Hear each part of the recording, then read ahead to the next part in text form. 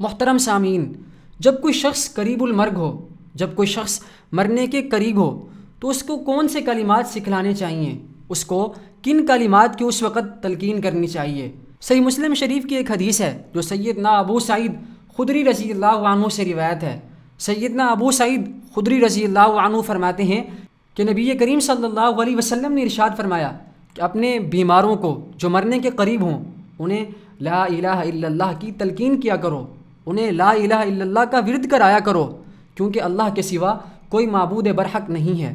ان کلمات کی تلقین اس لیے کرنی چاہیے کہ جو انسان دنیا سے رخصت ہوتے ہوئے ان کلمات کو پڑھ کے جائے گا، اس شخص کو انشاءاللہ آخرت کے اندر اللہ تبارک و تعالی جنت کے اندر جگہ عطا ضرور فرمائیں گے۔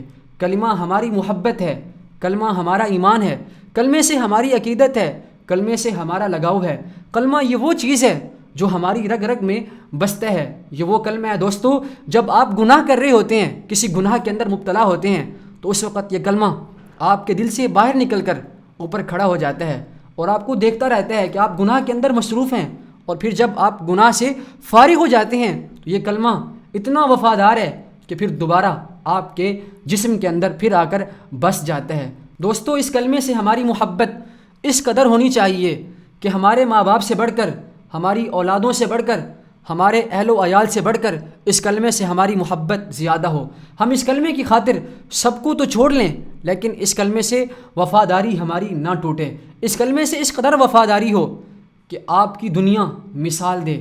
جس دن آپ دنیا کے اندر رہتے ہوئے اس کلمے کو پڑھتے رہیں گے، اس کلمے کا ورد کرتے رہیں گے، انشاءاللہ جب آپ مرنے کے قریب ہوں گے تو یہ کلمہ خود بخود آپ کی زبان پر جاری و ساری ہو جائے گا۔ دعا ہے کہ اللہ تبارک و تعالی میرا اور آپ کا خاتمہ بالخیر فرمائے، اور اللہ تبارک و تعالی مرتے وقت ہمیں اس کلمے کے ساتھ موت عطا فرمائے، اور اللہ تبارک و تعالی ہمیں اسی کلمے کی نسبت آخرت کے اندر جنت کا مقام عطا فرمائے۔ آمین ثم آمین۔